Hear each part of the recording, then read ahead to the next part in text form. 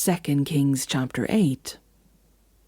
Now Elisha had said to the woman whose son he had restored to life, "Go away with your family and stay for a while wherever you can, because the Lord has decreed a famine in the land that will last 7 years." The woman proceeded to do as the man of God said. She and her family went away and stayed in the land of the Philistines 7 years. At the end of the 7 years she came back from the land of the Philistines and went to appeal to the king for her house and land. The king was talking to Gehazi, the servant of the man of God, and had said, "Tell me about all the great things Elisha has done." Just as Gehazi was telling the king how Elisha had restored the dead to life, the woman whose son Elisha had brought back to life came to appeal to the king for her house and land. Gehazi said, "This is the woman, my lord the king. This is her son whom Elisha restored to life." The king asked the woman about it, and she told him. Then he assigned an official to her case and said to him, "Give everything back that belonged to her, including all the income from her land, from the day she left the country until now." Elisha went to Damascus, and Ben-Hadad, king of Aram, was ill. When the king was told, "The man of God has come all the way up here," he said to Hazael, "Take a gift with you and go to meet the man of God. Consult the Lord through him. Ask him, 'Will I recover from this illness?'" Hazael went to meet Elisha, taking with him as a gift 40 camel loads of all the finest wares of Damascus.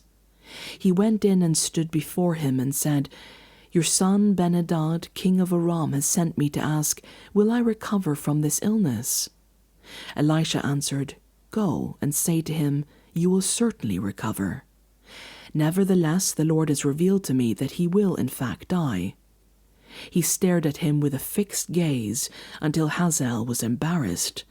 Then the man of God began to weep. "Why is my lord weeping?" said Hazael. "Because I know the harm you will do to the Israelites," he answered.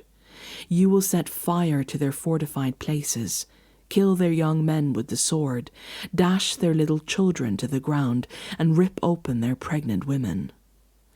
Hazael said, "How could your servant, a mere dog, accomplish such a feat?"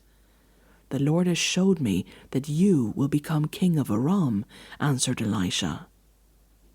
Then Hazael left Elisha and returned to his master. When Ben-Hadad asked, "What did Elisha say to you?" Hazael replied, "He told me that you would certainly recover." But the next day he took a thick cloth, soaked it in water, and spread it over the king's face, so that he died. Then Hazael succeeded him as king.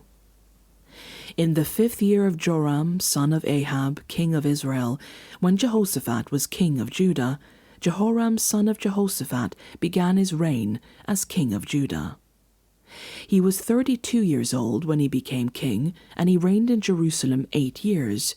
He followed the ways of the kings of Israel, as the house of Ahab had done, for he married a daughter of Ahab. He did evil in the eyes of the Lord.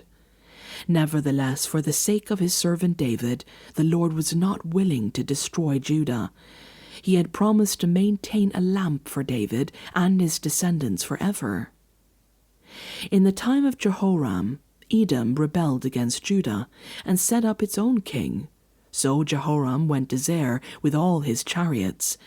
The Edomites surrounded him and his chariot commanders, but he rose up and broke through by night. His army, however, fled back home. To this day Edom has been in rebellion against Judah. Libnah revolted at the same time.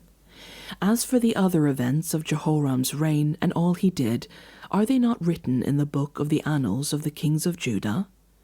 Jehoram rested with his ancestors and was buried with them in the city of David, and Ahaziah his son succeeded him as king. In the 12th year of Joram, son of Ahab, king of Israel, Ahaziah, son of Jehoram, king of Judah, began to reign. Ahaziah was 22 years old when he became king, and he reigned in Jerusalem 1 year. His mother's name was Athaliah, a granddaughter of Omri, king of Israel. He followed the ways of the house of Ahab, and did evil in the eyes of the Lord, as the house of Ahab had done, for he was related by marriage to Ahab's family. Ahaziah went with Joram, son of Ahab, to war against Hazael, king of Aram, at Ramoth Gilead. The Arameans wounded Joram, so King Joram returned to Jezreel to recover from the wounds the Arameans had inflicted on him at Ramoth in his battle with Hazael, king of Aram. Then Ahaziah, son of Jehoram, king of Judah, went down to Jezreel to see Joram, son of Ahab, because he had been wounded.